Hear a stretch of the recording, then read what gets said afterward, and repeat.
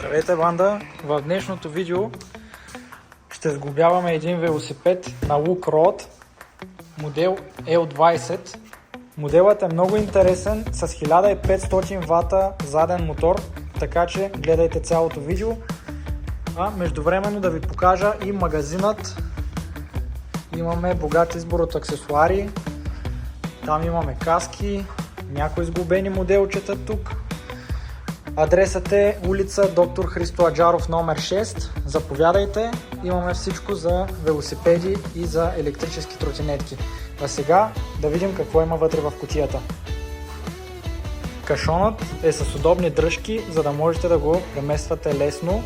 А тук са и размерите: 143 см на 27,5 на 84.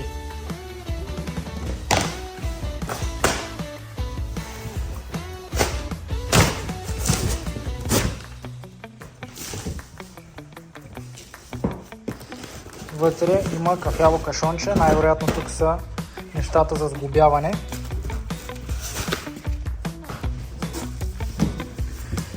Велосипедът е добре опакован, така че при транспорта да няма никакви проблеми.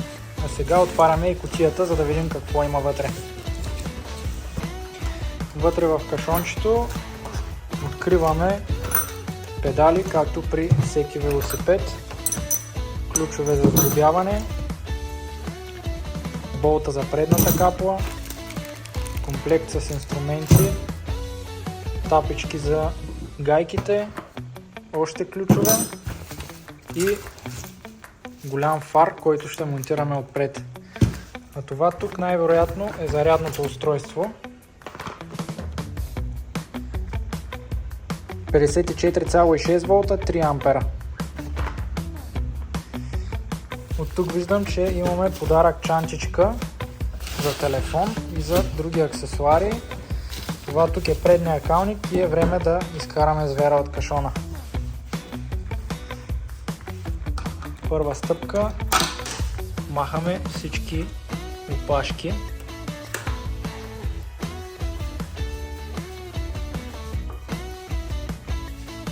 Колегата започва с сглобяването. Както казахме, първо махаме всички миши опашки, за да можем да стигнем до същността на велосипеда. Тук виждам, че велосипедът е с доста удобна и мека седалка, както при моторите. Наистина е много мекичка. Тук имаме тази бяла пластина, която допринава по-спортен вид на велосипеда. CST гуми 20 по 4 инча. Велосипедът си идва с книжка, ето така изглежда в завършен вид. Бих казал, че изглежда доста добре. В книжката ще намерите информация за сглобяването, спецификации. Можете да си я разгледате, ако закупите такъв велосипед. Сглобихме и педалите, а сега идва ред и на кормилото и предната капа. Дискът 180 мм, много дебел и се личи, че е от качествен материал. Сглобяваме в момента и предната капла, а после е ред на кормилото. Готови сме с предната гума и сега затягаме и кормилото. Монтирахме и калника, колегата в момента монтира фара, остана дисплейчето и ще споделим за спецификациите на велосипеда, така че продължавайте да гледате. Ето и любимото ми чувство да разопаковам нов велосипед. И сега се преместваме на кормилото, време е да стартираме модела. Както виждате, той е с ключ. Предполагам, че ключетата са в тази чантичка. Ето ги и ключетата. Имаме ключове за паленето и ключове за батерията, за да можем да си я сваляме.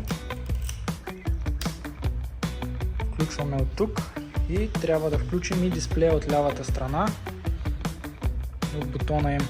Ето виждате, това е дисплея, показва наличната батерия, с колко километра в час се движите, режимите на асистенция, които се сменят от левият бутон нагоре. Има 5 режима на асистенция.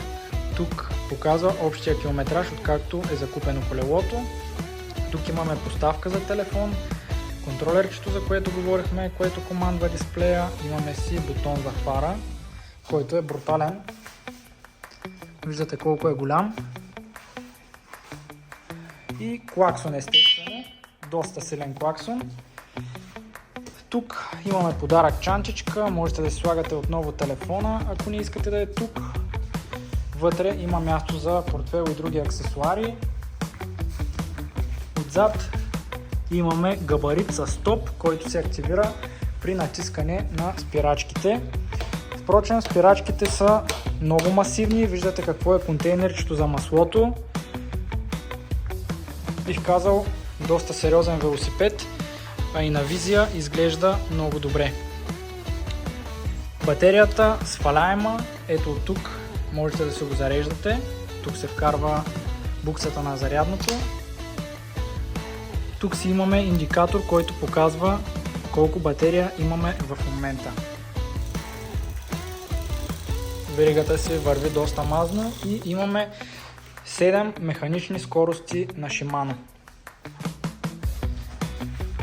Моделът е с двойна вилка отпред и амортисьор, който е в задната част, който ще тестваме съвсем след малко. В тази кутия се намира контролерът на велосипеда. Седалката, говорихме малко по-рано за нея. Голяма седалка, мекичка. Степенката също изглежда стабилна, а сега нека да поговорим за спецификациите на велосипеда. А тук в самата поставка за телефон имаме и порт за зареждане, за да можете да си зареждате телефона докато е на поставка. Доста умно решение. В момента отключваме и колелото, за да може да вдига максималната скорост от 50. Колегата в момента от 25 го направи на 0,067, за да може велосипеда да вдига максималната скорост.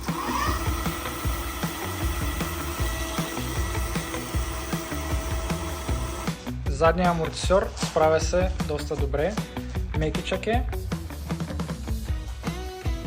а отпред имаме двойна вилка, отново влиза много добре. Ще тестваме как се справя и в реални условия. Отзад колелото е с 1500 вата заден мотор и както виждате има голям ряз, когато тръгва. Сега ще свалим и батерията, за да ви покажем как се сваля реално. Виждате колко време отнема, по-малко от 2-3 секунди. Така изглежда и самата батерия. А тук можете да видите и какви са всъщност характеристиките на батерията. Тя е 48 волта, 20 ампер часа.